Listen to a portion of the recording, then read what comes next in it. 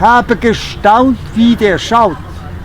Er macht das rechte Auge zu, wenn ich es mit dem linken tue.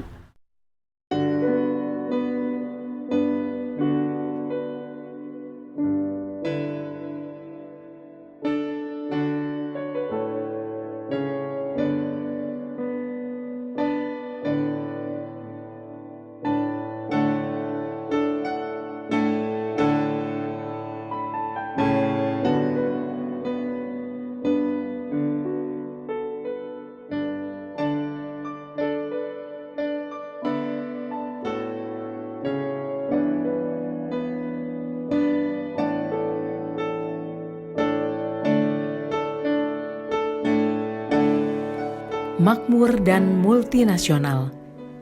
Dua kata itulah yang melekat di Cuk. Kota yang terletak antara Zurich dan Lucerne ini memang menjadi markas besar perusahaan raksasa dunia. Namun semenjak 8 tahun silam, Cuk memiliki ikon baru. Adalah Sigit Susanto, laki-laki asal Boja Kendal, Indonesia, yang memberikan nuansa baru untuk Cuk. Di antara gedung-gedung megah Siemens, Johnson & Johnson, atau Glencore, Cuk kini memiliki nuansa yang jauh dari hingar-bingar kegiatan bisnis dunia.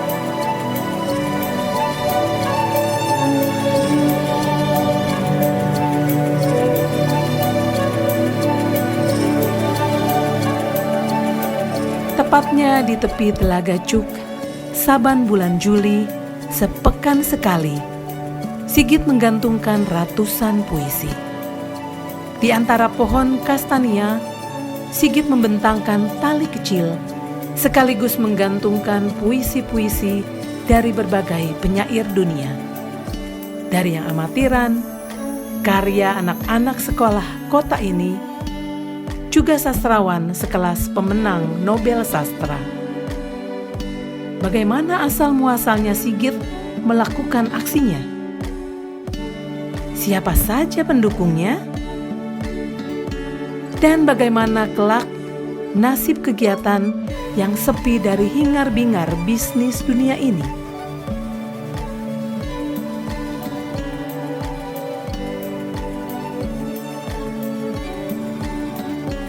Nama saya Sigit Susanto, asal dari Boja Kendal, Jawa Tengah. Saya sudah 22 tahun tinggal di Swiss dengan istri orang Swiss, dan saya mempunyai kegiatan yang disebut jemuran puisi.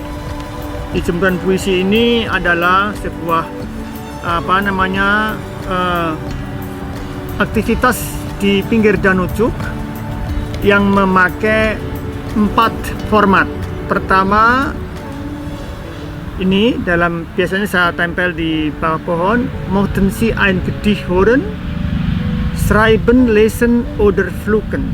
Jadi misalkan gini, apakah Anda ingin mendengarkan orang baca puisi, ingin menulis puisi, atau ingin membacakan puisi, atau membawa pulang, memetik puisi bawa pulang. Nah, ini 4 format ini saya temukan di 2 tempat. Pertama kali saya dan istri di jalan-jalan di kota Wina. Di sana ada seorang penyair namanya Helmut Selter. Dia menaruh puisi di kertas-kertas kecil, ditempel di bawah bangunan tua yang direnovasi. Dan itu tidak main-main, ternyata dia selama 30 tahun. Jadi dia tidak menerbitkan dalam bentuk buku, tapi puisi ditulis di kertas kecil, digantung-gantung, ditempel-tempel di bawah rumah tua. Yang paling mengagetkan adalah di salah satu kertas itu ditulis bahwa Helmut Salter ini pernah diajukan beberapa kali ke pengadilan di Wina karena aksinya puisi jalanan itu dianggap mengotori kota. Dia dikenakan pasal vandalisme karena membuat kota ini tidak bersih. Itu. Kedua, saya jalan-jalan di kota Konstan di pinggir Danau Bodensee, Jerman. Di situ saya ketemu di jalan ada seorang namanya orang Jerman, seorang arbeitslos, jobless, orang penganggur, tapi dia insinyur bangunan.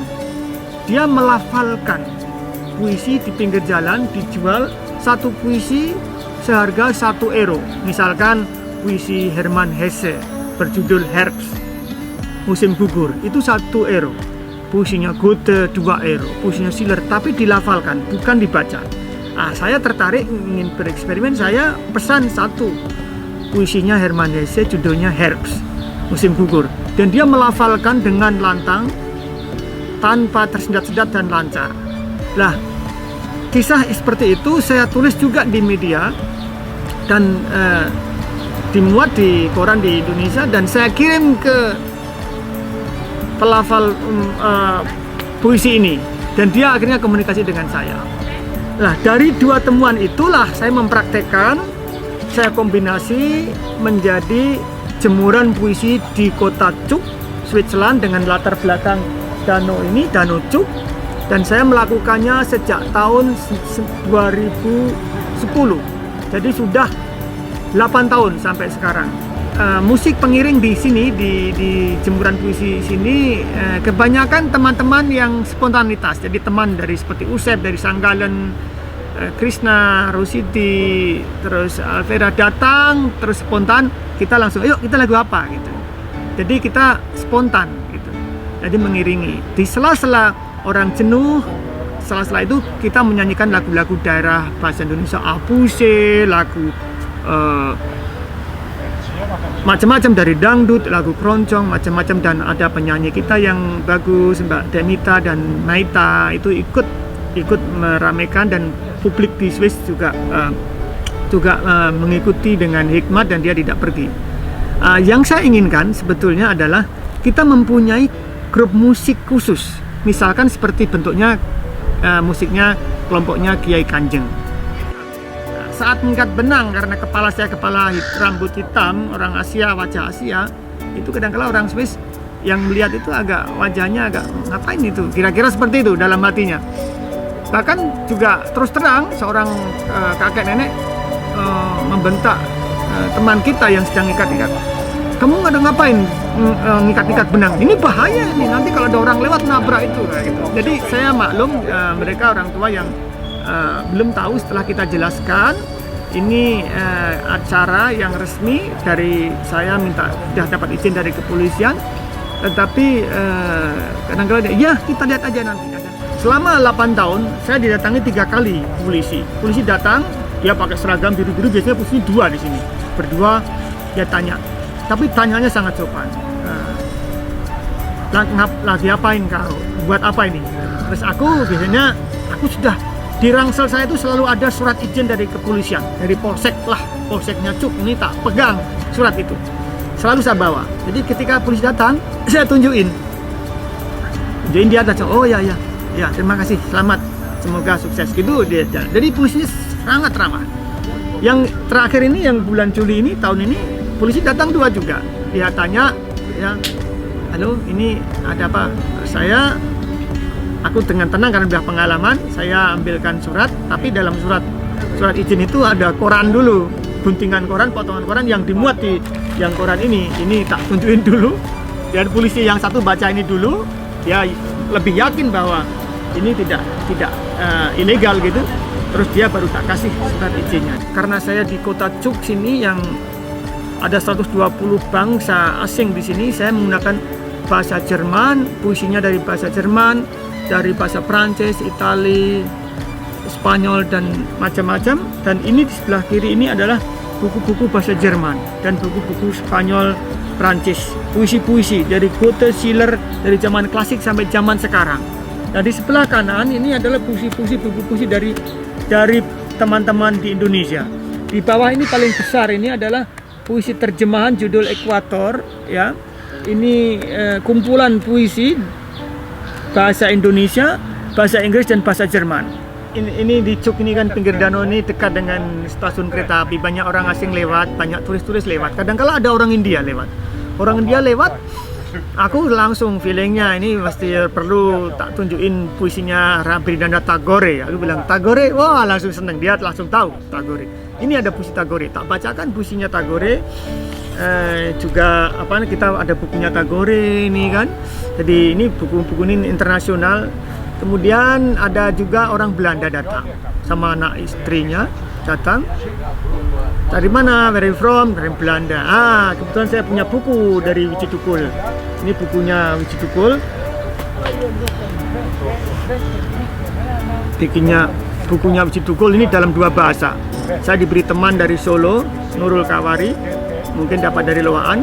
Ini Wiji Tukul ini dalam 2 bahasa. Sajak Bang Dadi dan sebagainya. Ini banyak puisi dalam bahasa Belanda dan bahasa Belanda. Sehingga orang Belanda itu saya suruh baca puisinya Wiji Tukul. Setelah dia membaca bahasa Belanda, saya membaca bahasa Indonesia. Namun sebelum dia membaca bahasa Belanda, dalam bahasa Belanda, saya menceritakan siapa Wiji Tukul ini. Saya ceritakan Wiji Tukul ini seorang aktivis, seorang penyair Cedal dan dari Solo yang dihilangkan oleh penguasa. Dihilangkan oleh penguasa pada waktu itu dan sampai sekarang nggak ketemu di mana. Mereka tercengang semua. Jadi di Indonesia pada masa represif itu rejim represif Soeharto banyak aktivis hilang, termasuk penyair juga hilang sampai sekarang. Dan para hadirin yang di sini mendengarkan dengan sangat tercengang sampai masih seperti itu. Itu. Kemudian ada juga penyair, ada orang Perancis lewat, saya tunjukin puisinya Rimbaud.